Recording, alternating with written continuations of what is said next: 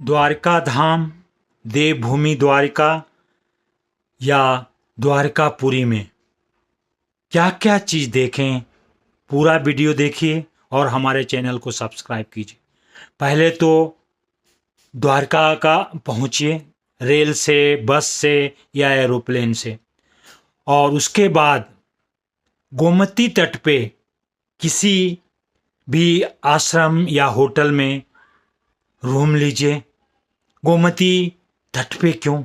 क्योंकि ये जो द्वारकापुरी है, द्वारिका धाम है, गोमती नदी पे बसी हुई है और ये अरबियन सागर में जा कर के मिलती है। सारी द्वारिका डूब गई, पर भगवान जहाँ निवास करते थे गोमती तट पे, वो हिस्सा अभी भी बचा हुआ है, डूबी नहीं है। और वहीं पे उनके पौत्र वज्रभान ने विशाल मंदिर बना दिए।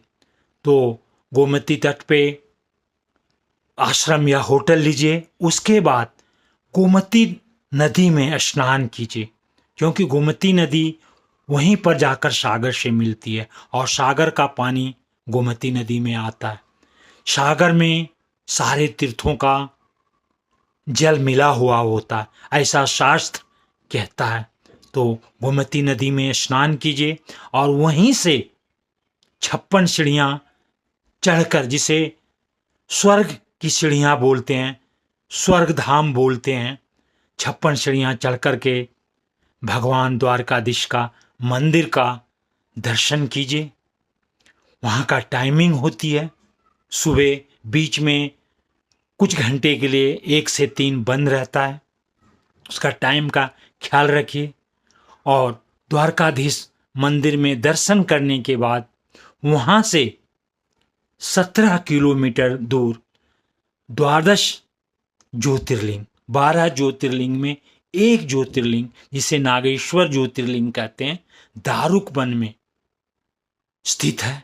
17 किलोमीटर की दूरी पे है। वहाँ जाकर करके भोलेनाथ का 12 ज्योतिर्लिंग का दर्शन कीजिए।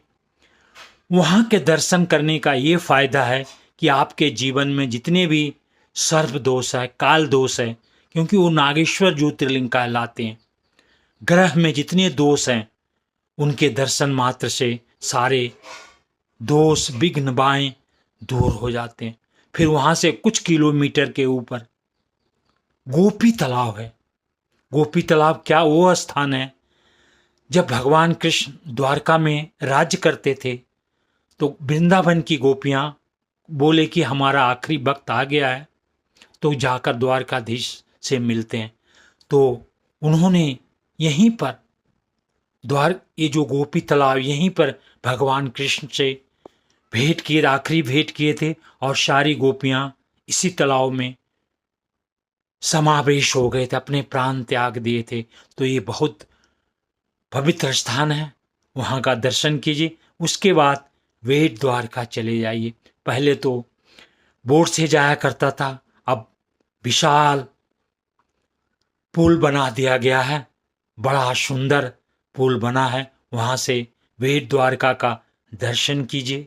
फिर बेट द्वारका का दर्शन करने के बाद वहाँ से कुछ ही दूर पे रुक्मिणी जी का मंदिर है, तो वहाँ पर रुक्मिणी जी का मंदिर का दर्शन कीजिए, बड़ा पुण्य लाभ होगा।